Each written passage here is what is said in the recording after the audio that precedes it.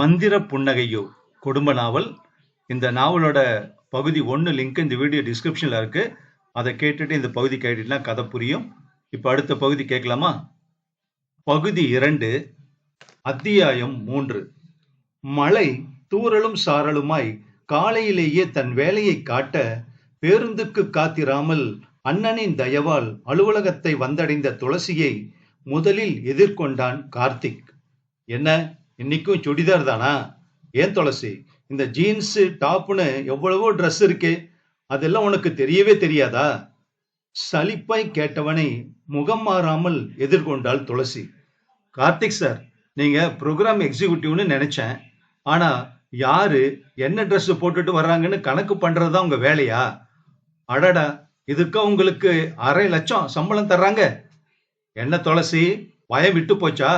உன்னோட வேலை என் கையில தான் இருக்கு, அதை மறந்துடாத. கார்த்திக், நான் உன்னோட சீனியருங்கிறத நீயும் மறந்துடாத என்றவாறு அங்கு வந்த உமாவை கண்டதும் உடலை விரைப்பாக்கி கொண்டு காலை வணக்கம் சொன்னவனை கடந்து துளசியை நெருங்கினாள் உமா. குட் மார்னிங் மேம் என்றாள் துளசி. மார்னிங். கம் கம், ஆல்ரெடி நான் லேட்டு. இந்த மழையால. மழைய திட்டாதீங்க மேடம், இந்த மழைக்காக எத்தனையோ பேரு தவம் செய்யறாங்க. ஆமா துளசி, உண்மைதான். அங்க போய் பெய்யலாம்ல? காலங்காத்தால பெஞ்சுக்கிட்டு ரோடெல்லாம் தண்ணி, டிராபிக் வேற. போற வர்றவன் எல்லாம் தண்ணிய வாரி இறைச்சிட்டு போறான். இந்த ரெயின்கோட் உதவியால நான் தப்பிச்சேன். இல்லைன்னா சிட்டியில இருக்கிற அழுக்கு தண்ணி எல்லாம் என் மேலதான் இருக்கும். சரி, நீ டேபிளுக்கு போ துளசி, நான் 10 மினிட்ஸ்ல வந்துடுறேன். உமா மேலதிகாரியின் அறையை நோக்கி செல்ல வரிசையாய் இருந்த இருக்கையில் தன் இருக்கையை அடைந்தாள் துளசி. இந்த அலுவலகத்தில் பயிற்சிக்காக இணைந்து மாதம் 1 கடந்ததில் இங்குள்ள நெளிவு சுழிவுகளை நன்றாகவே கற்றிருந்தாள் துளசி. ஆரம்பத்தில் இருந்தே அவளை நெருடியவன் கார்த்திக் மட்டுமே. தன்னிடம் மட்டுமல்ல, அனைவரிடமும் வழிவது அவனது வழக்கம் என்று தெரிந்து கொண்ட பின் பெரிதாய் அலட்டிக் கொள்வதில்லை துளசி. அதிலும் உமா அந்த குழுவில் டீனான பின் கார்த்திக்கால் பழையபடி வாலாட்ட முடியவில்லை என்றாலும் கிடைத்த நேரத்தில் எல்லாம் அவளிடம் வந்து முகம் சுளிக்கும்படி வழிபவனை காண்கையில் எரிச்சல் வரும்தான். பேசாமல் வேலையே வேண்டாம் என்று ஓடும் அளவுக்கு பயம் கூட வந்தது துளசிக்கு. ஆனால் அவளது பயத்தை விரட்டியவள் உமாதான். வேலைக்காக வெளியே வந்து விட்டால் இந்த மாதிரி 1000 கார்த்திக்குகள் இடையூறு செய்வார்கள் தான். அவர்களுக்காக பயந்து நத்தை போல் வீட்டிற்குள் சுருண்டு விட முடியாது. ஏறி மிதித்து விட்டு முன்னேறி போய்கொண்டே இருக்க வேண்டும் என்று தைரியம் ஊட்டினாள் உமா. இயல்பாகவே துளசிக்கு மனோதிடம் அதிகம். அதிலும் உமாவை போல் உறுதுணை கிடைத்ததும் அவளுடைய திடம் இன்னும் பன்மடங்கானது. சீக்கிரமே பயிற்சியை முடித்து வேலையை பெற்றுக்கொண்டு ஊர் போய் சேர வேண்டும். ஏனோ அவளுக்கு இந்த ஊரும் அலுவலகமும் இங்குள்ள மனிதர்களும் அந்நியமாகவே பட்டனர். முந்தைய தினம் தொடங்கி வைத்த வேலையை தொடர முனைகையில் மேஜை தட்டப்பட நிமிர்ந்து பார்த்தாள் துளசி. கோணலான புன்னகையோடு நின்றிருந்தான் கார்த்திக். என்ன, உமாவை கேடயமா வச்சுக்கிட்டு என்கிட்ட இருந்து தப்பிச்சிடலாம்னு பாத்தியா? அவ இன்னும் 10-15 நாள்ல ஆஸ்திரேலியா போயிடுவா. அதுக்கப்புறம் பழையபடி நான் தான் டீம் லீடர். சோ நீ என்ன அனுசரிச்சு போனாதான் உனக்கு வேலை கிடைக்கும், புரியுதா? ஒற்றை விரலை நீட்டி எச்சரித்தவனை கண்டு உள்ளே பயம் திரண்ட போதும் நிமிர்வாகவே அவனை எதிர்கொண்டாள் துளசி. கார்த்திக் சார், உங்களை அட்ஜஸ்ட் பண்ணிதான் இந்த வேலை என் கைக்கு வரணும்னு இல்ல. என் திறமைக்காக கிடைச்சா போதும். என்ன திறமையா? உன் திறமையை வச்சு ஊறுகா போடு. இங்க சீட்ல உட்காரணும்னா என்னோட சைன் வேணும். கிளியரன்ஸ் சர்டிபிகேட் நான் தரணும். ஓ, இதெல்லாம் நீங்க தரணும்னா நான் உங்களை அனுசரிச்சு போகணும், அப்படித்தானே? ஆமா, கண்டிப்பா. அப்போ அனிதா மேடமும் இப்படி பல பேரை அட்ஜஸ்ட் பண்ணிட்டு தான் இங்க ஒர்க் பண்றாங்களா சார்? துளசி அவனது பார்வையை ஊடுருவியவாறே கேட்க கார்த்திக்கின் முகம் கனன்றது. ஏய் ஏய், என்ன கேட்ட? உன் பொண்டாட்டியும் உன்ன மாதிரி ஆட்களை அனுசரிச்சுக்கிட்டு தான் இந்த வேலையில இருக்காங்களான்னு கேட்டேன். யூ பட்டிக்காட்டு நாயே, என் பொண்டாட்டி ஏண்டி அட்ஜஸ்ட் பண்ணணும்? அப்ப நான் மட்டும் ஏண்டா உன்னை அட்ஜஸ்ட் பண்ணணும்? ஆமா, பண்ணித்தான் ஆகணும். வேலை வேணும்னு ஊரை விட்டு வந்திருக்கல்ல, சாப்பாட்டுக்கு வழி இல்லாம தானே வந்த. அப்ப அட்ஜஸ்ட் பண்ணி தான் ஆகணும். கார்த்திக் அழுத்தமாய் கூற துளசியின் முகம் கோபத்தில் சிவந்து போனது. ஆத்திரமாய் வாயை திறக்கும் முன் தந்தையின் முகம் கண்முன்னே வந்தது. நாச்சியப்பனோட கைய கால பிடிச்சி ஒரு 6 மாசம் தவணை கேட்டிருக்கேம்மா. 6 மாசத்துக்குள்ள வட்டியோட அசலையும் அடைச்சாகணுமா, இல்லன்னா வயக்காட்ட மறந்துடணும்னு சொல்லிட்டான். தந்தையின் வருத்தம் தோய்ந்த குரலும் முகமும் மனதை அழுத்த கோபம் குறைந்து துக்கம் மேலே எழுந்தது. ஏன் சார், பட்டிக்காட்டில் இருந்து வேலை தேடி வந்தா எங்க மானம் தன்மானம் எல்லாத்தையும் இழந்துதான் வாழணுமா? நான் ஒன்னும் சாப்பாட்டுக்கு வழி இல்லாம இங்க வேலைக்கு வரல சார். ஊருக்கு சாப்பாடு போடுற விவசாயி சார் எங்க அப்பா. இத்தனை வருஷமா ஊருக்கும் எங்களுக்கும் படியளந்த எங்க வயக்காட்டை மீட்கத்தான் இவ்வளவு தூரம் நான் வேலைக்கு வந்திருக்கேன். பொழுதுபோக்குக்காகவோ ஆடம்பர தேவைகளுக்காகவோ இந்த வேலை நான் கேட்கல. எங்க குடும்பத்துக்காக, எங்களை நம்பி இருக்கிற வாயில்லா ஜீவன்களுக்காக நான் வேலை தேடி வந்திருக்கேன். கஷ்டப்படுற ஏழைங்க சாகர வரைக்கும் கஷ்டப்பட்டுக்கிட்டே தான் சார் இருக்கணுமா? நாங்கெல்லாம் முன்னேறவே கூடாதா? நீங்க கல்யாணமானவர் சார். இப்படி பாக்குற பொண்ணுங்க எல்லாம் உங்களை அனுசரிச்சு போகணும்னு எதிர்பார்க்கிறது உங்க மனைவிக்கு செய்யற துரோகம் இல்லையா? அது பாவம் இல்ல? வேணாம் சார், என்ன என் வேலையை செய்ய விடுங்க. என்னை சங்கடப்படுத்தாதீங்க பிளீஸ், உங்களுக்கு புண்ணியமா போகும். இரு கரம் கூப்பியவளை இளப்பமாய் பார்த்தான் கார்த்திக். என்ன துளசி, இப்பதான் வீராவேசமா கேள்வியெல்லாம் கேட்ட, அதுக்குள்ள சட்டுன்னு காலில் விழற அளவுக்கு இறங்கிட்ட. என்ன பயமா இருக்கா? ஆமா சார், பயமா தான் இருக்கு. இந்த உலகம் ஏன் இப்படி அழிவை நோக்கி போய்கிட்டு இருக்குன்னு பயமா இருக்கு. கட்டண பொண்டாட்டிக்கு துரோகம் பண்ண எப்படி மனசு வருதுன்னு பயமா இருக்கு. நியாயம் அநியாயம் பாக்குற மனுஷங்க எங்க போனாங்க? இந்த மாதிரி கேவலமான ஜென்மங்களுக்கு முன்னால எத்தனை நேரம் அமைதியா இருக்க முடியும்னு பயமா இருக்கு. அட, நான் கோபப்பட்ட நீ தாங்க மாட்டேன்னு சொல்லாம சொல்றியா? எஸ், இது பேனா பிடிச்ச கை மட்டும் இல்ல, வயக்காட்டுல மண்வெட்டி பிடிச்சு வேலை செஞ்ச கை, வெட்டறிவால தென்னை மரங்களை வெட்டி சாய்ச்ச கை. இந்த கைய என்னால ரொம்ப நேரம் கட்டுப்படுத்த முடியாது கார்த்திக் சார். துளசியின் முகமும் குரலும் மாறிவிட மெல்ல பின்வாங்கினான் கார்த்திக். ஏய் ஏய், என்ன என்ன மிரட்டி பாக்குறியா? இல்ல, உண்மைய சொல்றேன்.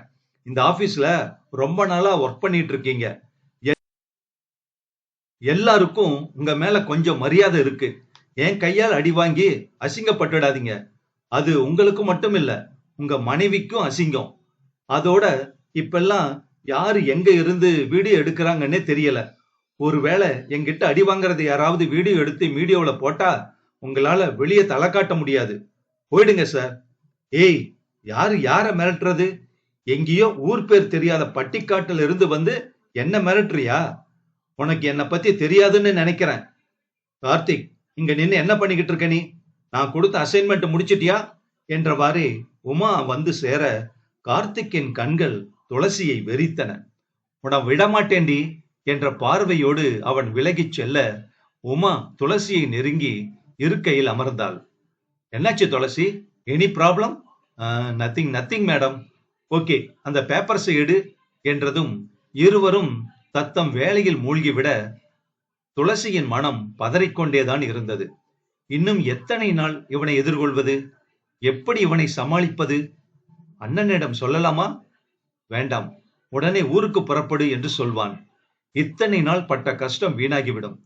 பார்க்கலாம், அப்படி என்ன செய்துவிட போகிறான்?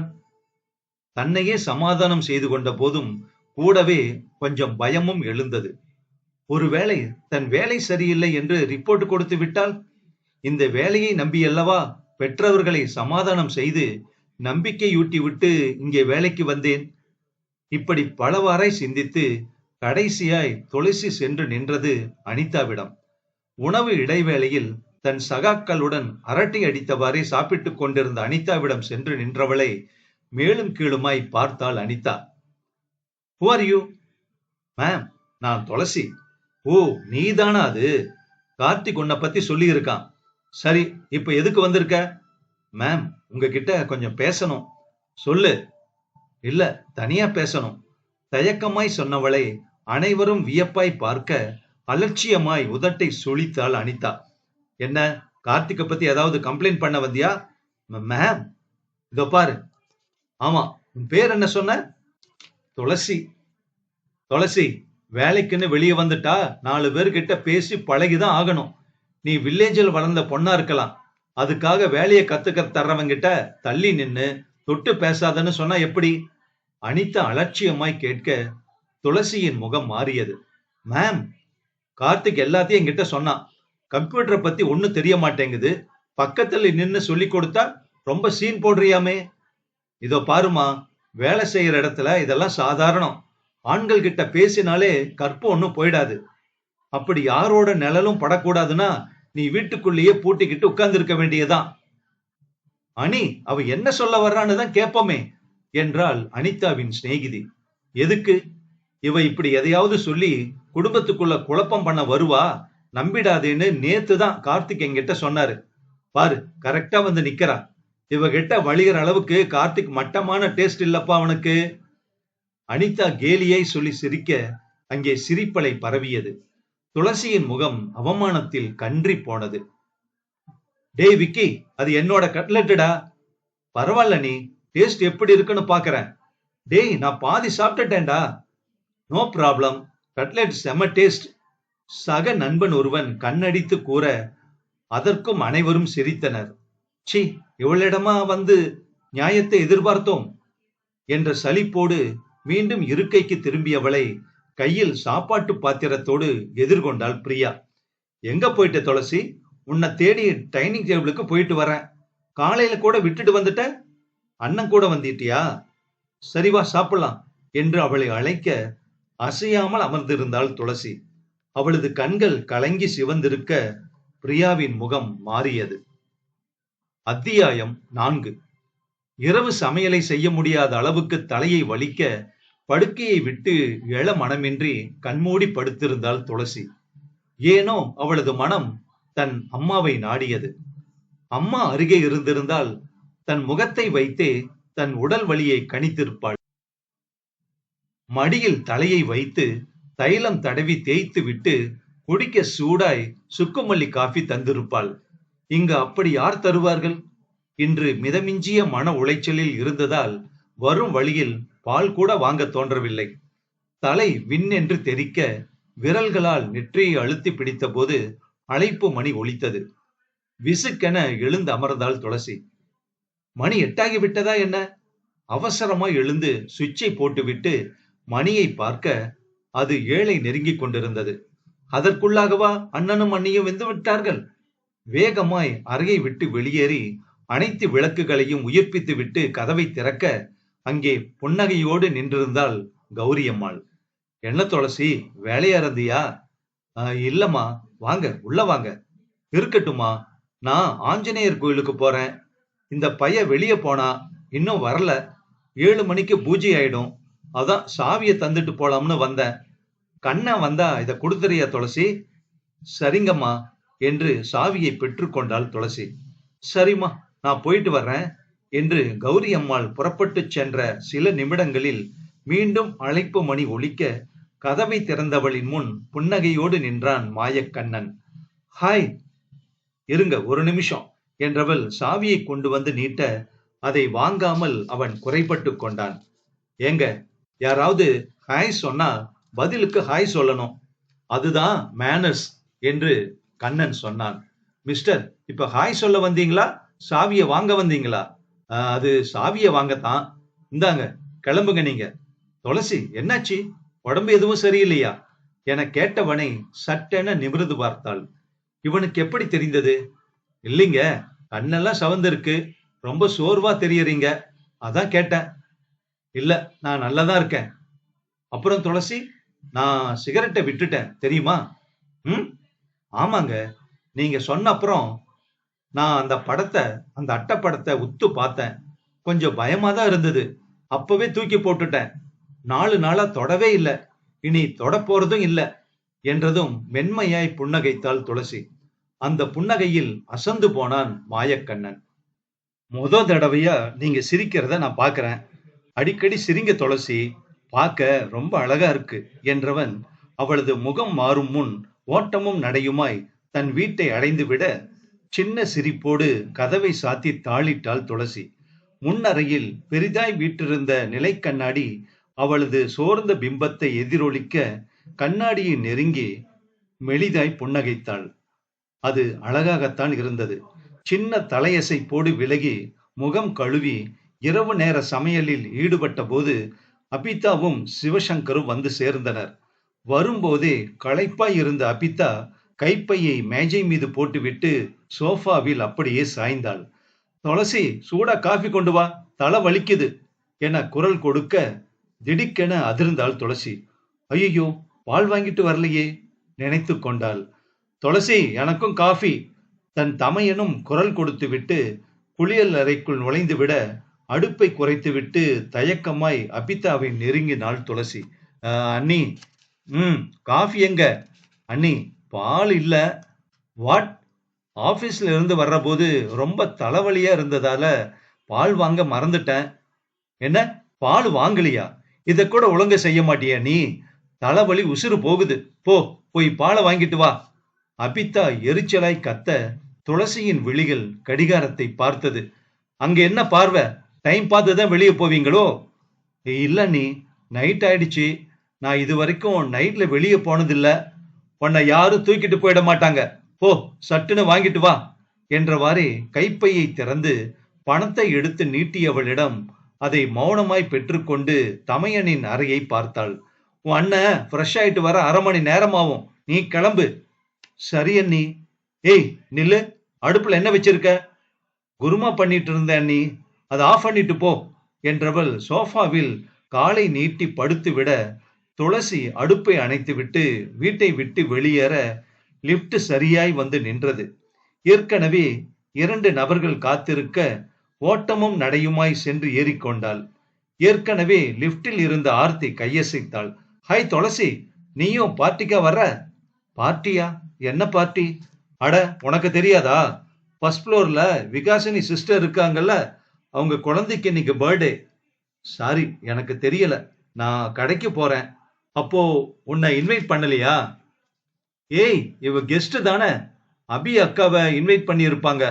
ஓகே, பை துளசி என்று அனைவரும் இறங்கிக் கொள்ள லிப்ட் வெறுமையானது. தரைத்தளத்திற்கு செல்லும் வரை தனியே பயணிக்க பயந்து கதவு மூடப்படும் முன் வெளியே வந்தாள். லிப்ட் அருகேயே விகாஷினியின் இல்லம் இருந்ததால் அனைவரையும் வாசலில் நின்று வரவேற்றுக் கொண்டிருந்த விகாஷினியின் மாமியார் துளசியை கண்டதும் ஆவலாய் வரவேற்றாள். வாடிமா, வா வா, உன்னை பார்த்து 4-5 நாளாச்சு. அம்மா, நான் கடைக்கு போகணும். அட, தனித்தனியே எதுக்கு கிஃப்ட் வாங்கிட்டு? இப்பதான் அபிதாவும் சங்கரும் வந்து கிஃப்ட் கொடுத்துட்டு போனாங்க. நீ சும்மா வா. விகாஷினி, துளசி வந்திருக்கா பாரு, உள்ள கூட்டிக்கிட்டு போ என்று வீட்டுக்குள் அனுப்பிவிட தயக்கமும் கலக்கமுமாய் சுற்றும் முற்றும் பார்த்தவாறே நின்ற துளசியின் தோளில் தட்டினாள் பிரியா. ஏய், எப்ப வந்த துளசி? இப்பதான். சரியான நேரத்துக்கு தான் வந்திருக்க. வா, கேக் கட் பண்ண போறாங்க என்று தன்னுடன் அவளை அழைத்துச் செல்ல அந்த 2 வயது பெண் குழந்தைக்கு இளவரசி போல் அலங்காரம் செய்து குழந்தையின் உயரத்திற்கு கேக்கு நிறுத்தி வைக்கப்பட்டிருந்தது. கேக்கின் மீது யானை, குதிரை, முயல் என அலங்காரம் செய்திருக்க தான் வந்த வேலையை சுத்தமாய் மறந்து போனாள் துளசி. வீடு முழுக்க மின்னிய ஜிகினா தாள்களையும் சுவரில் ஒட்டப்பட்டிருந்த வண்ண காகிதங்கள், வண்ண பலூன்கள், அதோடு தகதகக்கும் உடைகளோடு வந்திருந்த உறவினர் கூட்டம் எல்லாமே துளசியை மலைக்க வைத்தது. ஒரு பிறந்த நாளுக்கு இவ்வளவு அலங்காரமா? இத்தனை கூட்டமா? தங்கள் ஊரில் நடைபெறும் திருமணத்திற்கு கூட எத்தனை கூட்டம் வந்ததில்லையே. அங்கெல்லாம் பிறந்த நாள் என்றால் காலையில் குளித்து புது துணி உடுத்தி கோயிலுக்கு போவோம். அம்மா செய்யும் கேசரியோ பாயாசமோ பெரிய விருந்தாய் தெரியும். மிஞ்சி போனால் யாராவது சிலர் சாக்லேட் கொண்டு வந்து நீட்டுவார்கள். அதில் 2 எடுத்துக்கொண்டு 10 ரூபாயோ 20 ரூபாயோ அந்த குழந்தையின் கையில் அம்மா கொடுப்பதுண்டு. ஆனால் இங்கு அனைவரும் பெரிய பெரிய பரிசு பொட்டலங்களோடு வந்து நிற்க வாயை பிளந்து பார்த்தாள் துளசி. ஹாப்பி பர்த்டே டு யூ என்ற பாடலோடு அனைவரும் கைத்தட்டி அவளது கவனத்தை கலைக்க துளசியின் பார்வை குழந்தையிடம் சென்றது. தாயின் உதவியோடு குழந்தை கேக்கு வெட்ட பிளாஷ்கள் மின்னின. அட, போட்டோ வீடியோ கூட எடுப்பாங்களா? இதுக்கெல்லாம் எவ்வளவு செலவாகும்? வா துளசி, கிஃப்ட கொடுத்துட்டு வரலாம். பிரியா அவளை அழைக்க திடுக்கென நிமிர்ந்தாள் துளசி. கிஃப்டா? பரிசு பொருளை கொடுக்க கூட்டம் முண்டியடித்து முன்னேற தயக்கமாய் பிரியாவை பார்த்தாள். நீ போ பிரியா, நான் கடைக்கு போகணும். கடைக்கா? கிஃப்ட் ஷோரூம் எதுவும் பக்கத்துல இல்லையே. ஒரு நிமிஷம் என்றவள் தன் அலைபேசியை உயிர்ப்பித்து யாரிடமும் பேச மலங்க மலங்க விழித்துக் கொண்டு நின்றாள் துளசி. கேக்கும் குளிர்பானமும் பரிமாறப்பட காரிடாரில் விருந்து தடபுடலாய் ஆரம்பித்தது.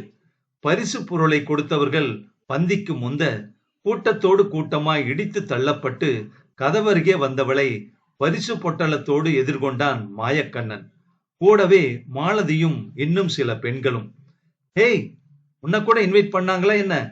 ஜிலு ஜிலு உடையோடு நின்ற மாலதி துளசியை கேலியா கேட்க மாயக்கண்ணன் பதில் சொன்னான். ஏன், அவங்களும் நம்ம பிளாட்ல தான் இருக்காங்க மாலு. மாயா, இவ வெறும் கெஸ்ட் தான். விகாஷினி அக்காவுக்கு இவ யாருன்னு கூட தெரியாது. ஏய் மாலு, எல்லாரும் கிஃப்ட் கொடுக்கறாங்க, அங்க நின்னு என்ன பண்ணிட்டு இருக்க? வா சீக்கிரம் என்று ஆர்த்தி குரல் கொடுக்க மாயக்கண்ணனையும் கையோடு அழைத்து கொண்டு உள்ளே சென்றாள் மாலதி. துளசியின் முகம் அவமானமும் கோபமுமாய் சிவக்க மற்றவர்களை விட்டு விலகி படிக்கட்டை நெருங்கினாள். தப்பு, இங்க வந்து இறங்குனது தப்பு. பேசாம தரைத்தளத்துல இறங்கி இருக்கலாம். அண்ணியும் அண்ணனும் காஃபிக்காக காத்திருப்பாங்களே.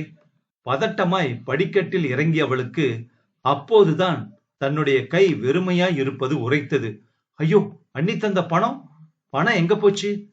கூட்ட நெரிசலில் தவறி விழுந்து விட்டதா?